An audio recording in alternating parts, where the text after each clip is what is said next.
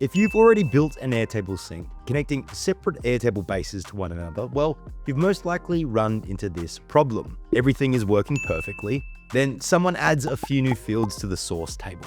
Maybe it's a status field or a project owner, but when you open the destination base, they're nowhere to be found. So why isn't your Airtable base syncing those newly created fields? And more importantly, how do you fix it without deleting everything and starting all over again? Let's jump in. Hi there, I'm Alex Knowles from automationhelpers.com, where we have helped hundreds of businesses streamline and automate their operations using industry-leading portals, apps, and integrations. Today, I'm going to share with you exactly how to add new fields to an Airtable sync. But if you're wanting to learn the process of syncing your Airtable bases, well, go ahead and watch this video first, because today we are solely looking at why new fields don't automatically appear, how to update your Airtable sync correctly, and a few common reasons it still might not work. Let's jump into Airtable and take a look. So here we are in our Airtable base. Now, if you have watched the video where I explain how to sync your Airtable bases, you'll remember that we have our source base, which is our CRM, and we were syncing the contacts table. And our destination base was our operations base or our project management base. We've got synced contacts as a table because we need to use them so that our team can understand who the client contact is or the company that they have produced a deliverable for. Now, let's produce the issue. So we're going to jump into our source base and we're going to add a new field. This works for multiple fields, not just one. I'm going to add a single select. I'll go single select, and let's, for the sake of this video, we'll keep it simple. We're just going to do an industry, if I can spell correctly, or at least not capitalize, and I'll add, what are our clients? Healthcare, that's one. Finance, that's someone else we work with, and logistics. And we're going to create a new field. So our source base has a new field. Let me just quickly populate these. Just quickly do this willy-nilly. Logistics, finance, and Natasha is logistics. So we've got the new field. It's been populated. You don't need to populate it for this, but I just included it so that we could see it actually working in the other base, the destination base. We've created it, but if we jump to our destination base, which is linked to the contacts table, here we've got the synced contacts. You'll know which table is synced because you'll see this syncing icon in the left, and nothing is populated. Now, we've set it so that it automatically populates, and by default, that is what occurs. But let's see if we select sync now, is anything going to happen? Syncing, no, nothing has happened. So the fix, it's incredibly simple. Underneath the sync now, in that dropdown, we'll see update sync configuration. Then you'll be able to see the grid or the view, that you've connected to. Here we can see synced contacts, which is in our CRM source base of our contacts table. So we're going to select these three dots here, and we're going to select edit synced fields. There we go.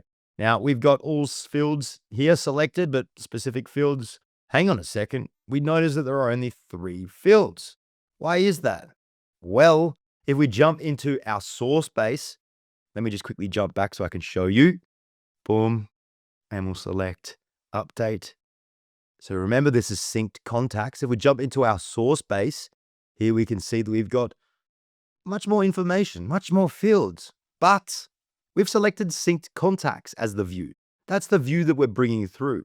You sync a base, you select a table, and most importantly, and the mistake that most people make is that you're actually selecting which view you're syncing, which is synced contacts, which doesn't have that field shown because it's hidden. If I select and populate, there we can go. If I jump back over, I don't imagine, let's see how quickly it'll actually understand. Edit specific fields. Yeah, no, let's quickly sync this again. Oh, no, there we go. It's actually done it automatically. We didn't have to select it, of course, because it's in that current view. We can now see we've got the name, the email, the companies, the projects, and the industry is being populated. If we jump back over, here we have synced contacts. It's showing all of that information. But what if I hide this? Let's say hide field, and we jump back over. Boom, it's gone. And that's the fix. And that's the mistake that most people make. They add a new field to their table in the basic, let me jump over, in the, not the basic, but the standard or the default view. And then they wonder why their sync table hasn't updated. Well, most likely it's because they've actually selected a particular view that controls the visibility of fields. Again, if we select this, we'll see those are the only fields available. So what happens if we go back and we select to update our configuration, but change the source? So rename source, change source. We'll change the source. We're going to select our grid view, and we haven't enabled syncing on that view. So that's going to open it up and allow us to do that, allow data in this view to be synced in other bases. Cool, that's been set. Operations, next. The sync is already in progress. We'll close that. There we can see it's all been populated.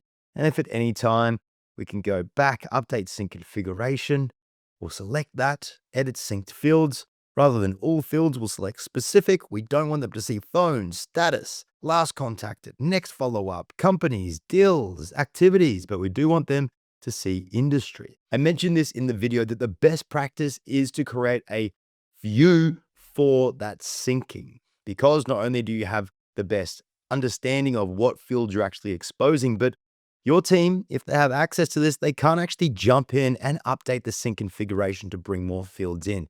You're protecting and securing your contact information or whatever information lies within that source base. So there we have it, a super simple fix. I hope this was a helpful video. Again, if you want to learn the process of syncing your Airtable bases, go ahead and watch this video up there, linked down below in the description. But more importantly, if your team are ready for assistance in building an Airtable base that helps you streamline and automate your operations, well, I've left a link in the description of this video where you can reach out to our team at Automation Helpers. If you want to build out an operating system with Airtable, well, don't hesitate to use that link and get your free consultation today.